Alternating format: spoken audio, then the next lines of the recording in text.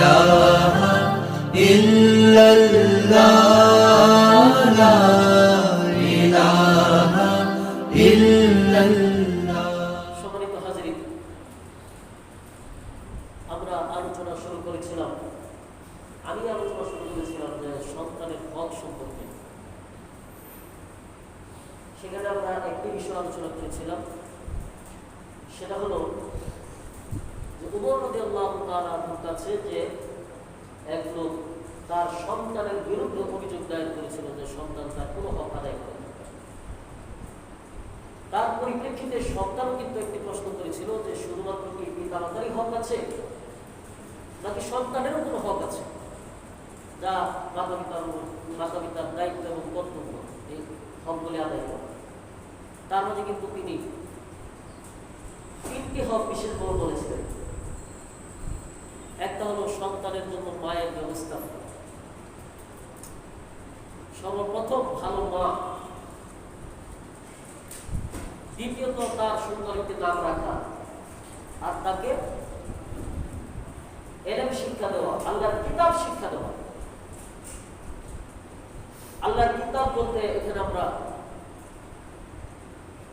কোরআন শরীফকে বুঝে থাকি, এবং যেখানেই আল্লাহর কিতাব বলা হয়েছে সেখানে মূলত কোরআনই উদ্দেশ্য। কারণ এই কোরআন ইন্না হাযাল কুরআন ইয়াহদি লিল্লাতী হিয়া আকওয়াম, কোরআনে আল্লাহ রাব্বুল আলামিন সহজ সরল হেদায়েতের পথ তিনি বলে দিয়েছেন, সবচেয়ে সহজ এবং সরল, যে পথের মাধ্যমে আমরা হেদায়েত পাব। এবং আল্লাহ রাব্বুল আলামিন বলেছেন ওয়া নুনাজ্জিলু মিনাল কুরআনি মা হুয়া শিফাউন ওয়া রাহমাতুল লিল মুমিনিন। কোরআনের মাঝে আল্লাহ রাব্বুল আলামিন এমন কিছু নাযিল করেছেন মা হুয়া শিফাউন ওয়া রাহমাতুল লিল মুমিনিন, যেটা মুমিনদের জন্য সেটা হলো শিফা, আরোগ্য, এবং মুমিনদের জন্য এটা হলো রহমত। আল্লাহ রাব্বুল আলামিন সূরা কামারে 17 নম্বর আয়াত, 33 নম্বর আয়াত, 40 নম্বর আয়াত, এছাড়াও আরো কয়েক জায়গায় তিনি বারবার উল্লেখ করেছেন ওয়ালাকাদ ইয়াসসারনাল কুরআনা লিযিকরি ফাহাল মিন মুদ্দাকির। যদি সহজ ভাষায় সহজ কথায় আমরা বুঝতে চাই, আল্লাহ রাব্বুল আলামিন বলেছেন এই কোরআনকে আমি একেবারে সহজ সরল করে নাযিল করেছি। কোন চিন্তাশীল কি আছে? ফাহাল মিন মুদ্দাকির, যে এই কোরআন নিয়ে সে গবেষণা করবে, চিন্তা করবে, কেউ কি আছে? এখান থেকে কিন্তু আমরা আরেকটি বিষয় বুঝতে পারি, সেটা হলো কোরআন আমাদেরকে পড়তে হবে, শুধুমাত্র তিলাওয়াত তাই না। আল্লাহর কোরআন এটা সম্পূর্ণ আল্লাহর রহমত এবং বরকত। আমি যত তিলাওয়াত করি না কেন সওয়াব পেতেই থাকবো। এমনকি নবী করিম সাল্লাল্লাহু আলাইহি ওয়াসাল্লাম বলেছেন, কেউ যদি কোরআন থেকে একটি হরফ পর্যন্ত তেলাওয়াত করে আল্লাহ রাব্বুল আলামিন তার ভাগ্যে তার আমলনামায় 10টি নেকি লিখে দেন। নবী করিম সাল্লাল্লাহু আলাইহি ওয়াসাল্লাম আর বলেছেন, আমি বলি না আলিফ লাম মিম একটি হরফ, বরং আলিফ একটি হরফ, লাম একটি হরফ, মিম একটি হরফ। এখানে আমি আরেকটি কথা আপনাদের সম্মুখে যোগ করতে চাই। হাদিসে যে আলিফ লাম মিম দেওয়া আছে, মানে আলাম, আলিফ আলাদা, লাম মিম একসাথে। আপনি যদি সূরা বাকারার আলিফ লাম মিম দেখেন, সূরা আলি ইমরানের আলিফ লাম মিম দেখেন, এবং সূরা ফিলে যে আলাম তারা কাইফা ফাআলা রাব্বুকা বিআসহাবিল ফিল, এই আলিফ লাম মিম দেখেন, লেখার সিস্টেম কিন্তু এক। এছাড়া আল্লাহ রাব্বুল আলামিন বিভিন্ন জায়গায় যেখানে পবিত্র কোরআন নিয়ে চিন্তার কথা বলেছেন, যেখানে গাছপালা, নদী নালা, উড়ন্ত পাখির কথা বলেছেন, সেখানেও বলেছেন আলাম তারা। সেই আলাম কিন্তু একই সিস্টেমে একই পদ্ধতিতে লেখা হয়।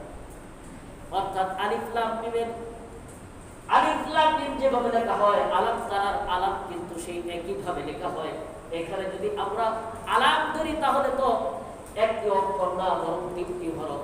আর যদি আলিফ লাম মিম যখন আমরা ভিন্নভাবে উচ্চারণ করছি, তখন আলিফ উচ্চারণ করতে তিনটি হরফ লাগে, আলিফ লাম এবং ফা। লাম উচ্চারণ করতে লাম আলিফ মিম।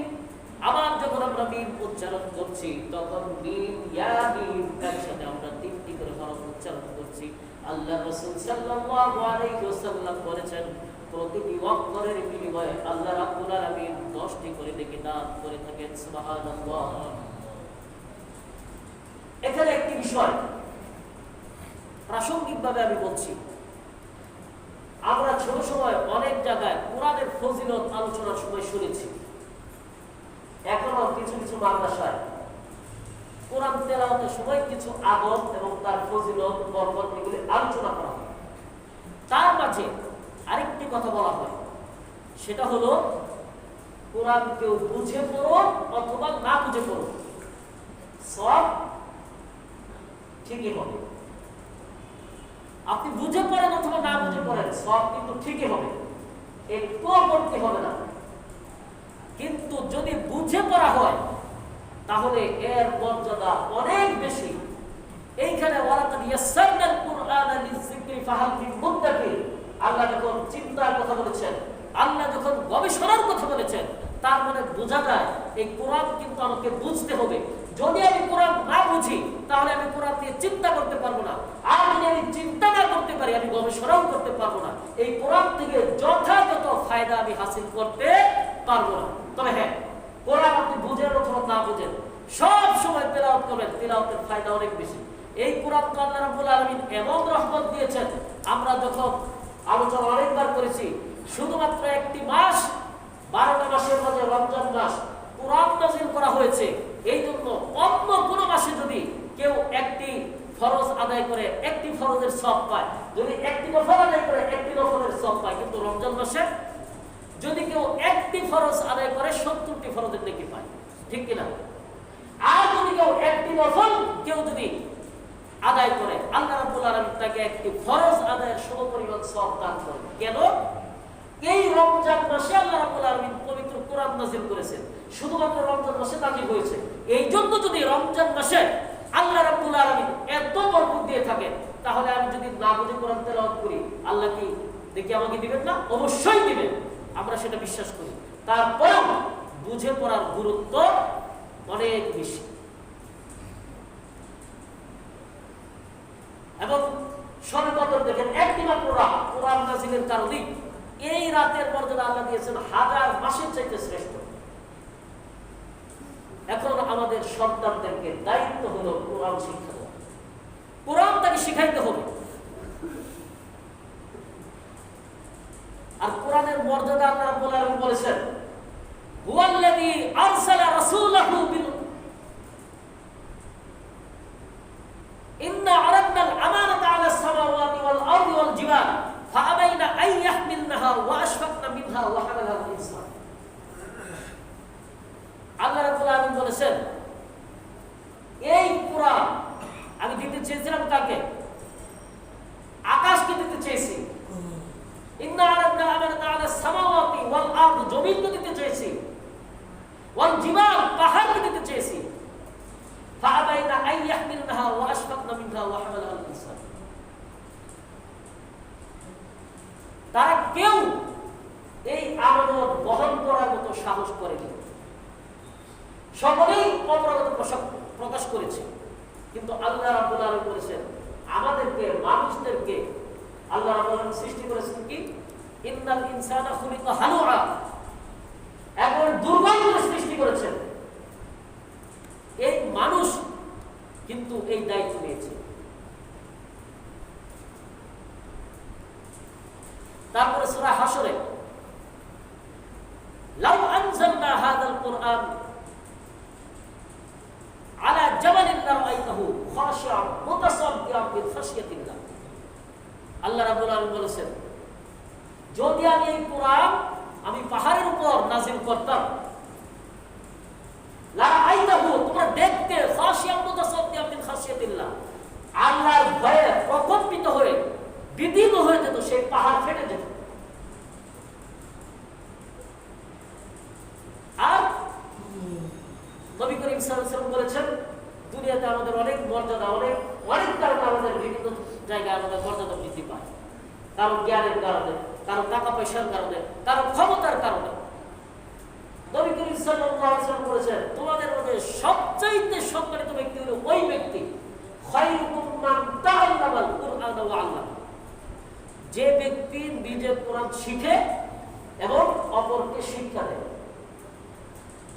আল্লাহ রাব্বুল আলামিনের কাছে বলেছেন, যিনি জীবনে কোনোদিন মিথ্যা কথা বলেননি, এই সার্টিফিকেট যারা তার চরম শত্রু, মারার জন্য সবসময় পেলেই হত্যা করবে, বিভিন্নভাবে অপবাদ দিয়েছে, তারা দিনের বেলায় তার বিরুদ্ধে অনেক প্রচারণা করেছে, রাতের বেলায় নিজের আমানত, নিজের টাকা পয়সা স্বতন্ত্র সব তার কাছে দিয়ে রেখেছে, যে একমাত্র তার কাছেই এটা সঠিকভাবে থাকবে এবং আমি ফেরত পাবো, এটা গ্যারান্টি আছে। তিনি বলেছেন। আর নবী করিম সাল্লাল্লাহু আলাইহি ওয়াসাল্লাম যা বলেন, ওয়া মা ইয়ানতিকু আনিল হাওয়া ইন হুয়া ইল্লা ওয়াহয়ুন ইউহা, নবী করিম সাল্লাল্লাহু আলাইহি ওয়াসাল্লাম ওহীর ক্ষেত্রে, শরীয়তের ক্ষেত্রে এমন কোন কথা তিনি বলেননি যা আল্লাহ রাব্বুল আলামিন বলেন, অর্থাৎ নিজের মন থেকে, মা ইয়ানতিকু আনিল হাওয়া, নিজের মন থেকে কোনো কথাই তিনি বলেন না। ইন হুয়া ইল্লা ওয়াহয়ুন ইউহা, যা কিছু বলেন একমাত্র আল্লাহ তাআলার ওহী। এই যে তার কবি বলেছেন, জিবরাইল হার মুহাম্মদ হার গজদা গুফতা তানা গুফতা জিবরাইল, জিবরাইল হার গজদা গুফতা তানা গুফতা রব্বুল জালিল, ফারসি শের।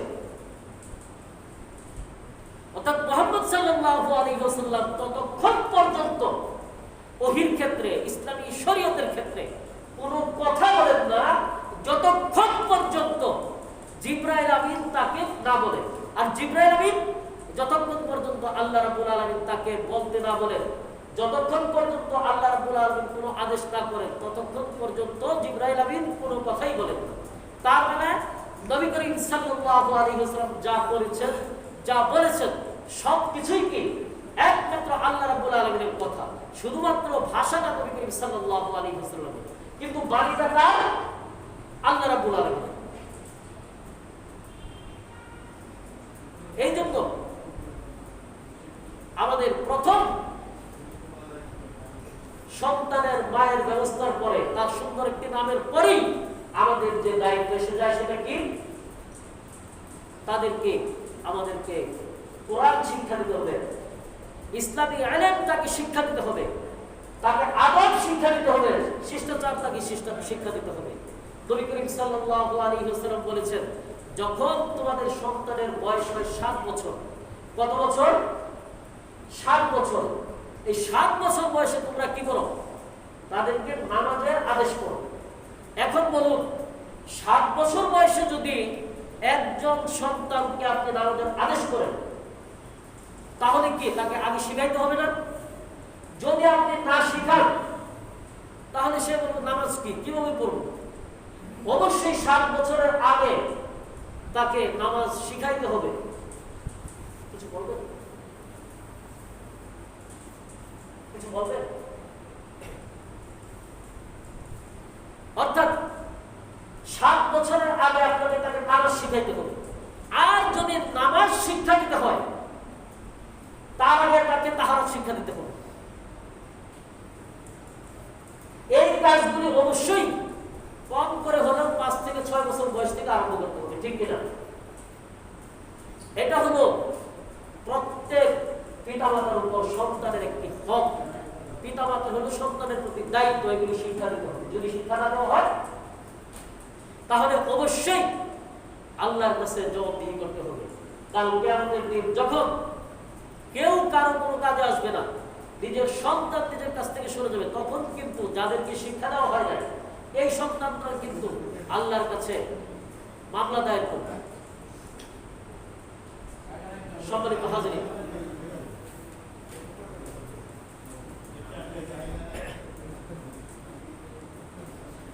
নিচতলায় জায়গা নেই, নিচতলায় জায়গা শেষ হয়ে গেছে। আপনারা দোতলায়, তিনতলায় এবং রাস্তায় আমাদের বিস্তার দেওয়া হবে এখনই, সেখানে নামাজ পড়তে পারবেন। আমাদের দোতলায়, তিনতলায় ব্যবস্থা করা আছে।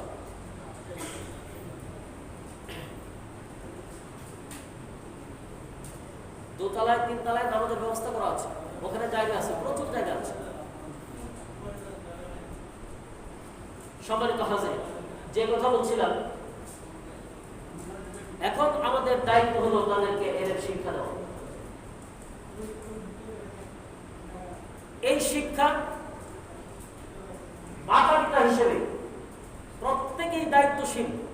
কাল কিয়ামতের দিন প্রত্যেককেই তার নিজ নিজ দায়িত্ব সম্পর্কে কিন্তু জিজ্ঞেস করা হবে। প্রত্যেককেই পিতা হিসেবে সন্তানের যে হক কতটুকু আদায় করা হচ্ছে সেটাও জিজ্ঞেস করা হবে। সমাজপতি যে, তাকে জিজ্ঞেস করা হবে সমাজের তার যে দায়িত্ব ছিল। নিজ নিজ ক্ষেত্রে প্রত্যেকেই জবাবদিহি করতে হবে। আমাদের এই মসজিদে আপনারা জানেন বক্তব্য চালু ছিল, করোনা শুরু হওয়ার পর সরকারি নির্দেশনা অনুযায়ী আমরা সেটা বন্ধ করে দিই। এখন সরকার, ধর্ম মন্ত্রণালয় এবং ইসলামিক ফাউন্ডেশন থেকে আমাদেরকে আবার অনুমতি দিয়েছেন। আমরা এখানে কোরআন শিক্ষা দিব, পাশাপাশি প্রাথমিক যে ইসলামী এলেম যেটুক দরকার, নামাজ, রোজা, তাহারাত, চলতে ফিরতে, এই মাসলাগুলো আমরা ইনশাআল্লাহ এখানে শিক্ষা দেব। এখন আপনাদের দায়িত্ব হলো যারা যেখানে শুধু কোরআন শিক্ষা দেবেন, আমাদের এখানে সম্পূর্ণ ফ্রি আমরা শিখাবো। আপাতত আমাদেরকে অনুমতি দেওয়া হয়েছে সব এবং বুধবার, এবং প্রত্যেক মসজিদের তাদের কাছে তালিকা আছে। তালিকা অনুযায়ী আমরা আসলে এখানে পড়াইতাম জোহরের নামাজের পর, কিন্তু ওখানে আমাদের টাইমটা আছে 6:30 থেকে 8:30, এবং সরকারিভাবে এটা তদারকি করা হবে এই কাজগুলো সঠিকভাবে যেন আঞ্জাম দেওয়া হয়, সকলেই যেন কোরআন শিখতে পারে। ইনশাআল্লাহ আমি আপনাদের সকলের কাছে আহ্বান জানাচ্ছি, ধনী গরিব সকলের জন্য উন্মুক্ত। যদিও 2 দিন আপনারা যদি প্রতিদিন সন্তানদেরকে পাঠিয়ে দেন, ইনশাআল্লাহ আমরা প্রত্যেকদিন পড়াবো সকাল 6:30 থেকে 8:30, 2 ঘন্টা। প্রত্যেকদিন সকাল 6:30 থেকে সকাল 8:30, 2 ঘন্টা পর্যন্ত আমরা ইনশাআল্লাহ এই মসজিদেই শিখাবো। মসজিদ ভিত্তিক বক্তব্য। একদিক থেকে মসজিদে যারা পরিচালনা করছেন, মসজিদ নির্মাণে যারা সহযোগিতা করছেন, যারা মসজিদের খাদেম আছেন, প্রত্যেকেই এটার সব পাবে। এমনকি সরকার যেহেতু এই করছে, সরকারও ইনশাআল্লাহ সব পাবে। সরকার কিন্তু তার দায়িত্ব থেকে মুক্ত, তারা কিন্তু এটা করে দিয়েছে, আমরাও কিন্তু ঘোষণা দিয়ে দিয়েছি। এখন যদি কেউ অলসতা করে নিজের সন্তানকে না পাঠিয়ে শিক্ষা থেকে বঞ্চিত রাখেন, সেই দায়িত্ব কিন্তু আর আমাদের থাকলো না। আপনারা সন্তান পাঠাবেন, খোঁজ খবর নিবেন, কি কি কি পড়ানো হয়, কিভাবে পড়ানো হয়, আসলে আমরা পড়াচ্ছি কিনা, কতটুকু পড়াচ্ছি। আপনাদের দায়িত্ব শুধু সন্তান পাঠিয়ে দেওয়া, আর ওরা সঠিক সময়ে সঠিকভাবে আসছে কিনা সেগুলো নিশ্চিত করা, আর বাকি কাজ ইনশাআল্লাহ আমরা করব।